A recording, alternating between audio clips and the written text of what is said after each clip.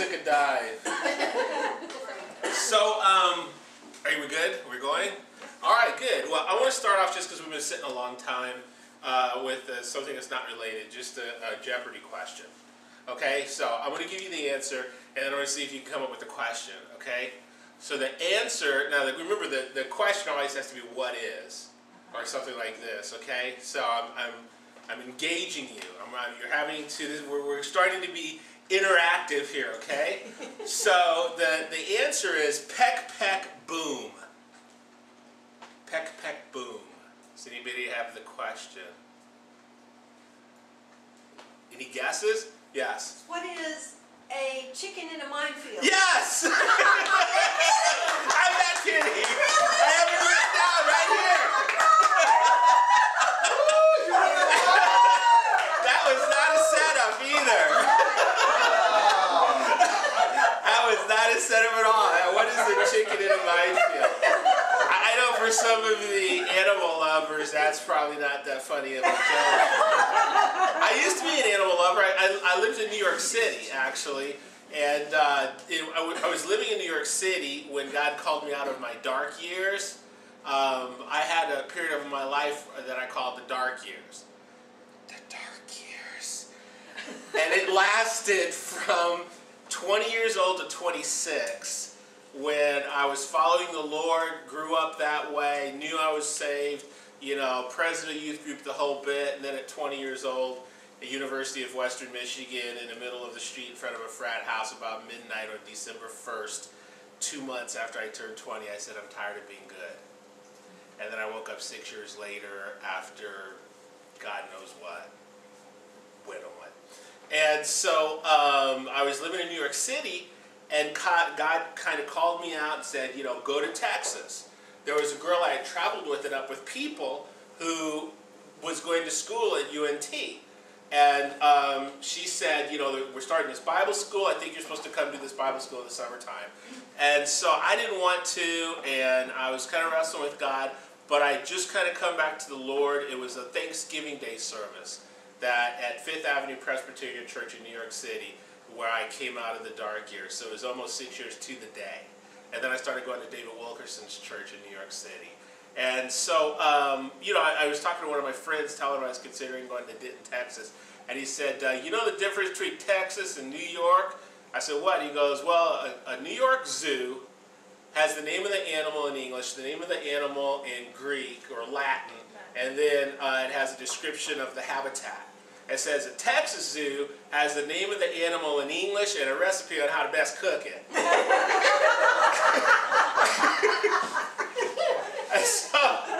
and that was the stereotype of Texas when you lived in New York City. But God was strong enough and He prevailed, and so I literally left with a suitcase, a hanging bag, a briefcase, and a walking stick that I bought in Luxembourg. And left everything else behind and came to Texas, never having been to Denton or anywhere. And Pat Dolan was actually one of my very first friends, and probably the first person to really disciple me about 20 years ago, once I got here in the kitchen of Denton, Texas, talking about the things of God and stuff.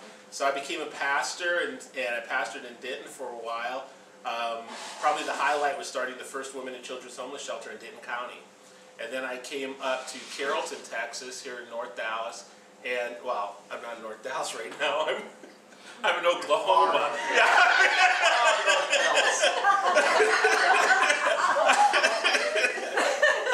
But I became a pastor from a little poor church in Denton, a pastor at a really wealthy church in Carrollton, Texas. And I noticed something. I discovered something in all of this. And I realized that we're trapped in something. What if I told you that God has already answered almost every prayer you have? That God really has seriously given you the answers to the things you're asking Him about and inquiring Him about, your prayers. What if I told you that He had, but you just can't remember it?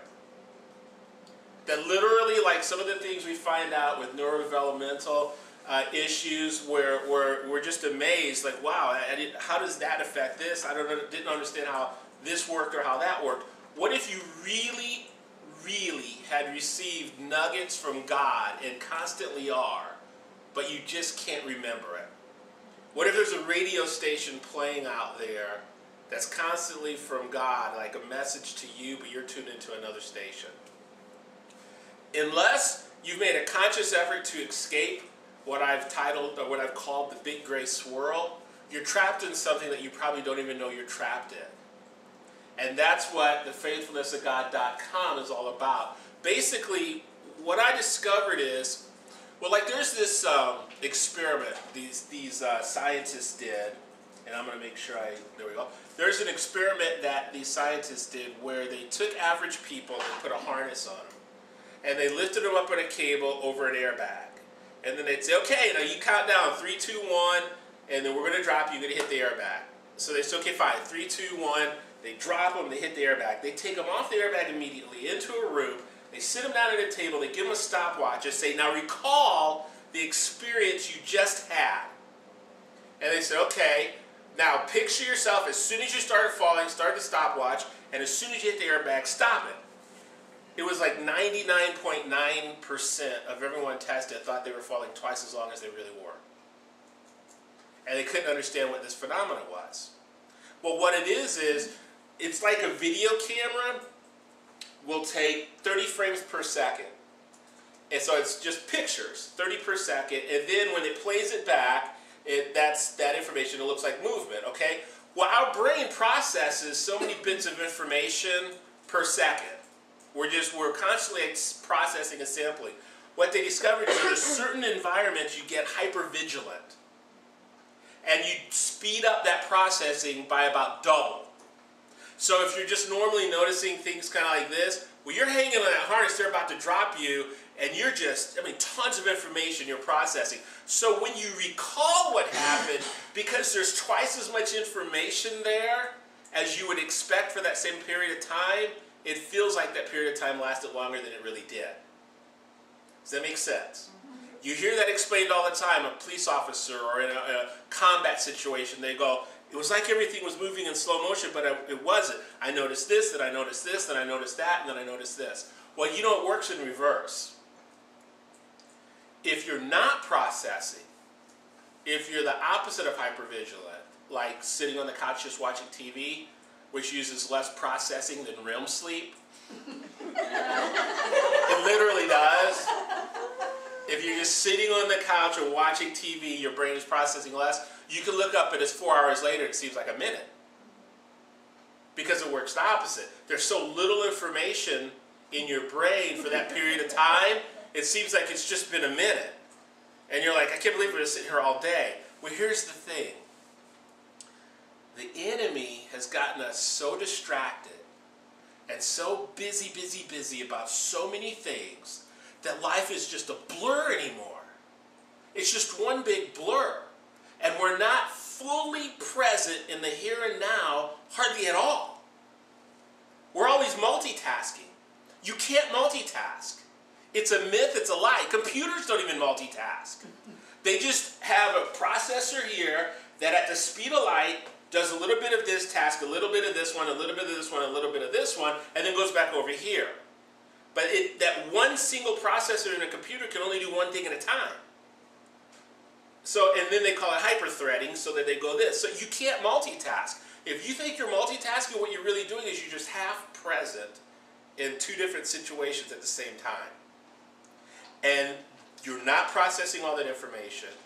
So therefore, your perception of time is that you never have enough. That time is always flying by, which then tempts you to multitask even more. So then your life is even more of a blur. You even have less of an awareness of being really present in that conversation or in that meeting, really engaged, so that when you think back on it, you have that full perception of that time. You remember every nuance of what was said because you were really engaged. You know, it's the opposite. And I was at my son's Cub Scout meeting when I got the big gray swirl, and I was trying to be fully engaged. Because God had been talking to me about this for years, okay? And I've tested it in the field. I tested it even at the homeless shelter. I'd have a little notebook. You know those little black notebooks with the little spiral across the top? I would give it to someone and say, okay, this isn't journaling, this is chronicling. I want you to carry this little notebook and this pencil in your pocket as you go through your day. And at any point throughout the day, if you think you just heard something from God, if you think God just showed you something, just take a second to stop and jot it down. And then move on. And they'd say, well, I don't know. I mean, God doesn't really talk to me that much or whatever. I journal like this. I say, yeah, but you're forgetting stuff that you don't even know you're forgetting. Well, okay, I'll try it. And sure enough, they'd have a notebook full of just a little impression, just a thought, just a little sight of something. And they don't even realize they're becoming God conscious as they go through their day.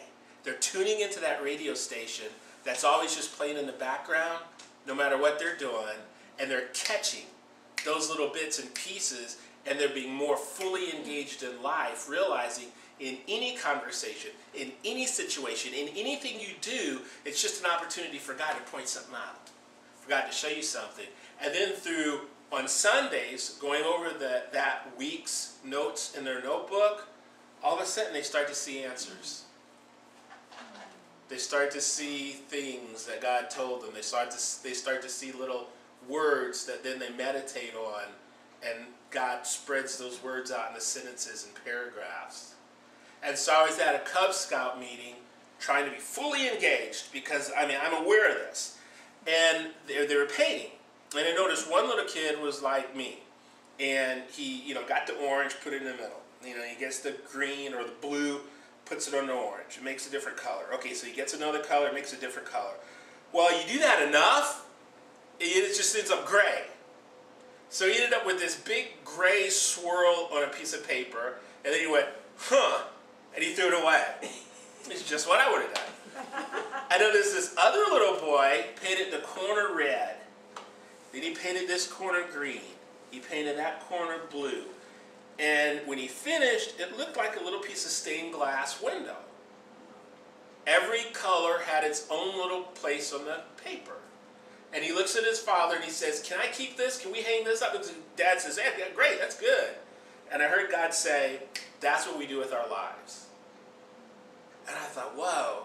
So I got in the car, I didn't turn on the radio, I didn't check my phone, I didn't do anything but think about, what did that mean? What do you talk about? That's what we do with our lives.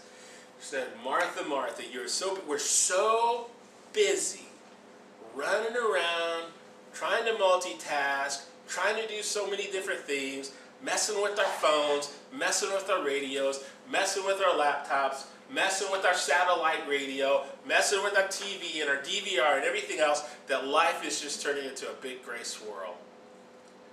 And we're never fully present. And we're not tuned into God. And the enemy's just figured out a wonderful strategy to get us all derailed. And we are going wholesale as a society, headlong, running with it. And so the faithfulness of God, the concept, let me be true to my word here. All right, only 14 minutes so far. Yeah, I'm booking right along. So that's the issue is, how do we get out of the big gray swirl? Throughout time, for myself, started figuring it out. I realized if I'm driving 20 miles from one part of Dallas to the other, and I go 60 miles an hour, it's going to take me 20 minutes. If I go 80 miles an hour, it's going to take me 15 minutes. However, if I go 80 miles an hour, I lose 20 minutes of my life. Because I'm just dodging in and out of traffic. It's all just one big swirl. I'm not processing anything. I'm just flying. Flying through the day. 90 miles an hour with my hair on fire. If I go 60 miles an hour, I'll notice a little restaurant or something that I didn't know was there. I'll notice a billboard. One time I was driving 60 miles an hour, just trying to be in the here and now, and I see a billboard of one of these restaurants where the girls don't half wear nothing, And I look up, I see that, and I get the thought, beauty is healthy spirit, soul, and body. And I just felt like a God thing, because why would I think that when I glance up at this billboard? So I get to my next stop, pull out my little notebook, and I wrote down, beauty is healthy spirit, soul, and body. And then I just leave it. Then a week later, when I'm looking at it, I was like, what does that mean, beauty is healthy spirit, soul, and body? And I felt like God said, anyone who has a heart for me and is trying to get as healthy as they can, spirit, soul, and body, that's beautiful, not what's on that billboard. And I thought, wow, I guess I needed a new definition of beauty, which I would have missed if I was going 80 miles an hour from one meeting to the other. But because when I was driving, the only thing I was doing was driving. I wasn't driving and eating. I wasn't driving and returning phone calls. I wasn't driving and whatever, listening to Rush Limbaugh craziness or whatever. Just driving. Just me and God. Taking a little time, driving to my next appointment, and he said, you need a new definition of beauty. Great. We miss that. We miss that. So the faithfulness of God, the concept that I came up with is an online application. And I own the URL, thefaithfulnessofgod.com. I got it about 5 years ago. I'd just been waiting for the idea to mature. And so it's an online application where you become a member of thefaithfulnessofgod.com.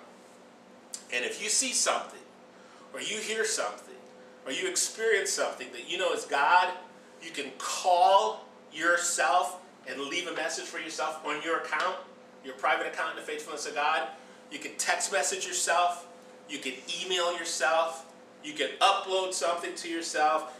And it's all just there. It's all just being stored in your inbox. And then when you schedule time to log on to your account in thefaithfulnessofgod.com, then you see all those things and it prompts you and you remember it. Our memory is affected by our busyness.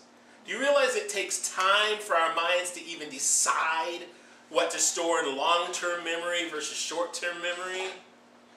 And we don't even give it that much time anymore. So we know, okay, so if you can only hold about 7 things in your short-term memory before something has to happen, right? Before it has to kick something out, or before it has to, it has to decide what it's going to do. You got all this stuff flying at you, all this input, and your brain has to decide, what am I going to do with all this stuff, right? Well, what happens with most things, like if I was walking in church and I said, I had a half a gallon of chocolate milk this morning, you'd say, that's great, Al. Kind of weird choice, but great, I'd go for the shard greens or whatever we had this morning, So then you talk to 3 or 4 people, you hear the sermon, afterwards you go to a restaurant. Okay, now, that memory of me saying I had a half a gallon of chocolate milk is not encoded in your long-term memory. All right? You will not remember that again unless you're prompted. Okay? That is lightly encoded in your short-term memory. So 10 o'clock that night, you're looking at the news and it says, 10 people dead from biggest chocolate milk, salmonella thing, and you go, oh my goodness, you remember. He thinks that he had a half a gallon of chocolate milk this morning. That's called a prompted memory. That's a memory you never would have had again unless something prompted you. Okay? That's happening with God all the time. We'll hear something. We'll hear beauty is spirit, soul, and body. We'll see something. We'll get a thought about something. And if we don't put our own prompt somewhere to prompt us for that memory later, we won't remember it. We're just moving too fast. We're kidding ourselves. I mean, one of my sayings is we're flying through life forgetting, or remembering, receiving and forgetting one epiphany at a time. How many times, that's good. Where is it? Where are they? And do we have them for our children for later? No. So the faithfulness of God allows you to have your own private account and upload in real time your thoughts, your observations, your things from God. We coach you, because the book we're writing right now is called What Are We Doing? Why Are We Doing It? Escaping the Big Gray Swirl. And so we coach you on how to stay free of the big gray swirl, how to stay tuned into God. There'll be lots of different tracks of coaching. So Ruth might have a track, Jan may have a track, I may have a track. There may be another pastor where they're like devotionals, either daily, weekly, monthly, that just helps to coach us to stay out of the busyness and the confusion and the distractions of life. To be fully here and now. So you get coaching, you get the ability to upload and keep your information and to elaborate on it. But then the real win is when you're ready, you pick this story, this story, this story. You hit print and you get a book of those stories to yourself. So you literally can have, over a period of time, every instance of healing, or every thought God gives you, or everything God tells you about healing. You're uploading that just over time, and then in 2 years, you can literally say, okay, I want to pick all these different ones, and there's different ways to search for it, and print, and now you get a book for yourself, about yourself, from God's experiences, just on healing. You can have one on money. You can have one on encouragement. You can have one about your son or your daughter, or whatever you want. And that helps to keep you encouraged that God is faithful. That God is faithful. That's why it's called thefaithfulnessofgod.com. Because if you're not making a deliberate effort to record, to chronicle God's faithfulness in your life, you can find yourself with a black enough cloud over your head one day to doubt the faithfulness of God. It is possible. Where if you're making a deliberate effort to do so, then on that day, you have 3 books here of God's faithfulness in every way. I mean, I've been chronically, you can't tell me that, devil, but then more importantly, for your children, and your grandchildren, your great-grandchildren. My dream for the faithfulness of God, my vision for the faithfulness of God is 100 years from now. When I'm 147, there's a child with like an encyclopedia from great-great-grandma, from great-great-grandma, from great-grandma, from grandma, from mom. And then my own experiences, so far. And he could pick from those stories at bedtime. It doesn't just have to be Little House on the Prairie.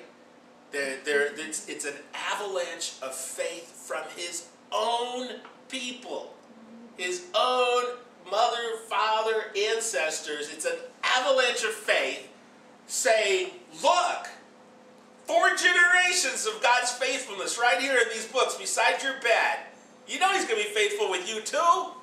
I want them to read about my decision in University of Western Michigan on December 2nd where I said, God, I'm tired of being good, and woke up 6 years later.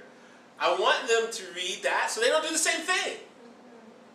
So I'd say, hey man, this Christian thing seems boring and everything, but just trust me, you're going to go out there and get beat up, do a lot of things you regret, have a lot of things that are going to be echoing in your life for the rest of your life that you're going to be trying to get rid of, trying to pray that you can unsee what you've seen, and you're just going to end up back in the same place. It's just, I need God.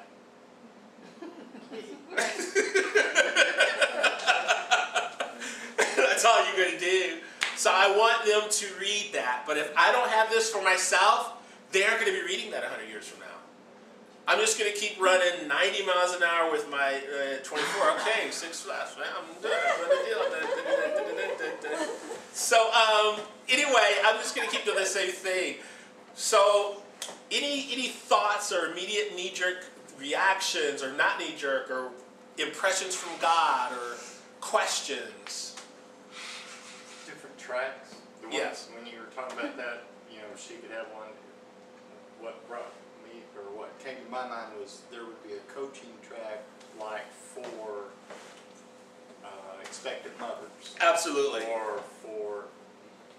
Absolutely, yeah, we would have... teens. Exactly. Well, by the time they get to be teenagers. A couple other teenagers... things that you thought of, that's just what came to my mind. Exactly, like the expectant mother thing, because the busyness of life has always been here.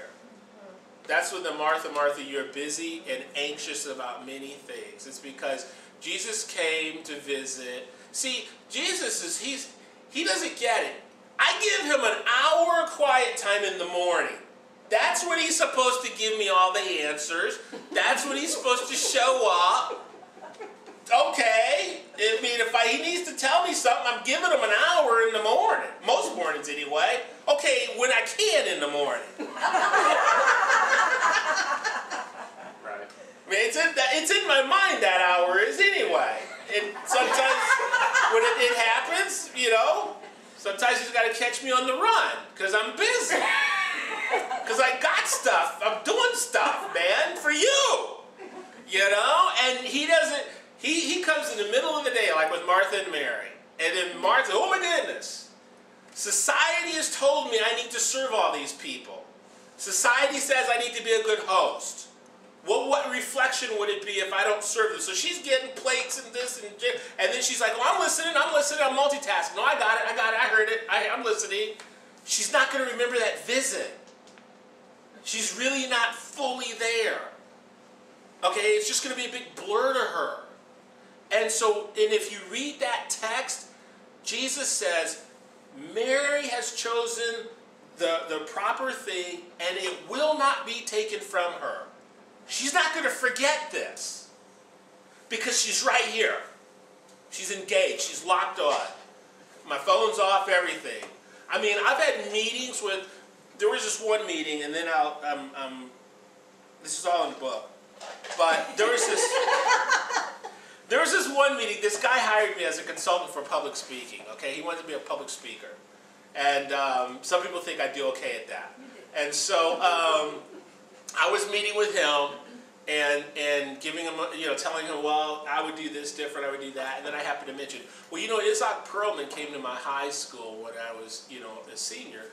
And he said something that has stuck with me the rest of my life, and it's the most important aspect of public speaking. And he said what? And he said, amateurs practice until they get it. Professionals practice until they can't miss it. Okay? If you practice till you get it, as soon as you're talking, somebody will walk in the back door eating a turkey leg or something. It'll derail you, and you'll just forget where you are, and you know you can mess up. You practice till you can't miss it. No matter what's going to happen, I'm going to get this. And I said that's the key to public speaking. Practice, practice, practice. Okay, this is him. He's going, oh, that's good. That's real good. Man, that's good. I'm going to remember that. Okay? And then after the meeting, we leave. And I realized, oh, he's not going to remember any of this. He thinks he is, but he isn't. Then I get a phone call. Hey, I'm in a car with my wife, driving home. What was that thing you said again? I said, what thing? We met for like an hour and a half. And he goes, well, you know, the quote thing. What was the quote thing? And I go, Isaac Perlman? Yeah, that's it. And I said, well, Isaac Perlman said, no, wait, let me put you on speakerphone. So I put a speakerphone. And I'm realizing this is futile. As I'm doing it, I'm realizing he's doing it again. He's caught in a big gray swirl. He's not going to remember this. And I go, Isaac Perlman said, amateurs practice till they get it. Professionals practice till they can't miss it. And then I hear his wife, oh, that's good. And he's like, that's good. Thanks, man. Bye. And he hangs up. When did you get the next phone call? Well, I haven't yet because he doesn't even remember what he doesn't remember now.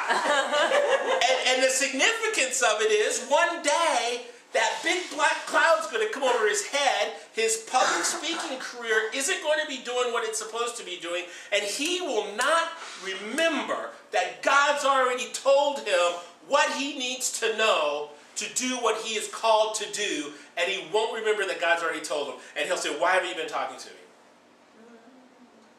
Why haven't you told me this? Where if he could have just slowed down enough, gotten off of his distractions enough for that 1 second to just stop and say, here's how Perlman says, blah, blah, blah, boom, boom, boom. It's in his account. And then on Sunday, when he logs into the big gray swirl, he sees it. Oh, yeah, that's right. There's a prompting memory I left for myself. That's good. He meditates on it. Then he says, you know what? I really do need to practice more. And then he prints it out in a book. And then he gives it to his grandkids. I remember when I was just starting out, these are some of the things God told me. That's the faithfulnessofgod.com. So, get rid of your fear, get rid of your processing issues, and then you're free and equipped with this tool to then be who God wants you to be, and record it and pass it on to the next generation. Question. Yes. Okay. My time is over. This is on her now, okay? I'll forfeit my time this time for this answer to this question. Yes. Okay. I am Martha, and God's told me that since I was 5 years old. I can get out of the gray swirl 5 years, every 4 years, by putting my husband and I would put spokes in the wheel. Okay? Yep. How do you stay in the red, green, yellow without the mixture? And it's before I know it. It's not. It's a blind side hit. Sure. I know what you're saying. The biggest thing I found for myself is it's an issue of trusting God more. When I have to redeem the time, then that means I'm not trusting God to be able to redeem the time. When I have to take advantage, and Jan's been my test case, and this is working on her. So that tells me it can work on anybody. I'm serious. You talk about busy. I don't even like talking to her on the phone because I don't know what else she's doing. She's like washing a window and typing over here, and I'll know because every now and then we'll be halfway through the call and she'll say, "What did we say about?" And I'm going, "Wow, we were talking 20 minutes about that. Okay, we'll go back. This is Al." No, but I was like, "Are you done doing whatever it is you're doing? Jan, promise me you're not doing anything else right now at all." You know, but you have to really trust that it's not up to our ability to take advantage of each and every little contact. It's not up to us to maximize every single second of time. There's this lie out there that says if you don't, take it, like with Jen, there's some opportunities she's discussed with me. I'm like, well, maybe that God just brings that one back around again. Maybe that's just a distraction.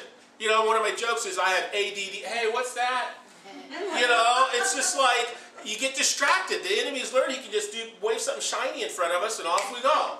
And that's literally what we see in society. We're seeing a physical manifestation of a spiritual reality with a lot of this ADD and stuff. Because that's what the devil's discovered. He just, hey, we run off over there. We're running off in so many different directions, we're not being focused on anything.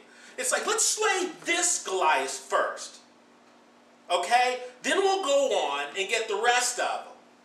But let's just slay this one first. And so you really have to keep telling yourself, and this is where the coaching comes, that you'd be in my track, and I have a Twitter, which is Our God is Good. Okay. And then should I upload it? Just a minute. I know. And Jan and I catch each other, and anybody who's been around me a lot here lately, because I'm so obsessed over this, it's so funny because we talk and I'll be like, because they were, oh yeah, you're that guy, I got to give you my full attention. Okay. And it's like, what are you missing out on? We can have this conversation. God can redeem the time in your life. There's so many scriptures in the Bible that says, and they got in a boat, and immediately they were on the other side. Absolutely. I mean, God can do whatever He wants. We have become our own gods in that we have to redeem every opportunity. We have to redeem all the time. We have to, as opposed to just, I got all the time in the world. I got so much sand in the top of my hourglass, and I understand when the last grain falls to the bottom, that's it for me. But I'm not worried about it. There's enough sand for me to do whatever God's called me to do. And I can relax and be fully engaged and enjoy the beauty of the people I talk to and the situations I'm in. And it's okay. There's no such thing as losing opportunities, never another chance, and all this. And I really think it's just saying no to social pressure, saying no to lies of the enemy, that you have to redeem your life and get all this stuff done. For what? So that, I don't know, so we can be more significant? Then we always thought, well, that's for the kids, because all these kids are out there suffering. God loves those kids more than you. God loves those kids more than you ever could. And trust me, He could, in a heartbeat, make this whole thing explode, and there could be 5,000 of you guys running around tomorrow. Okay? She's laughing. This is like Abraham's wife or something. I didn't say me. I said God.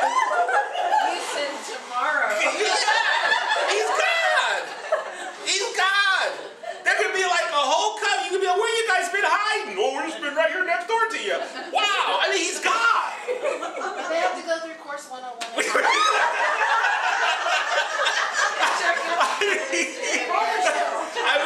There's no limits here. That's the beauty of it being God. And so I would just say, until this is built and there's coaching, number one, carry your notebook.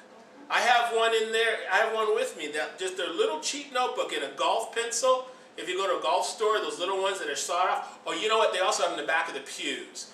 They fit. I'm not suggesting that we would steal any, but they fit in that spiral perfectly. Okay? But can you get them back out? Yeah, well, yes. That once they run down a little bit, you gotta kind of stick them out, you know. You have to get another one, poke it in there, and you're like, what am I doing, what I'm doing? But anyway, carry your notebook. I can do that. It's just backing out of so many commitments I know. that you just take on a little at a time, but you can't drop in 24 hours. No, it's not going to take you 24 hours. I even say in the book, you know, this is going to take time for a lot of people because it wouldn't be fair to the people you have commitments to just wake up tomorrow morning and say, hey, guess what? I'm not coming to work. Just kidding, you know? JK, LOL. I mean, but you can slowly but surely disentangle yourself and realize I don't have to take all this on. And so that's all I can say. And that's what was that. Well, Forrest Gump always said at the end of the story, and that was that. Are we done? We're done. Thanks.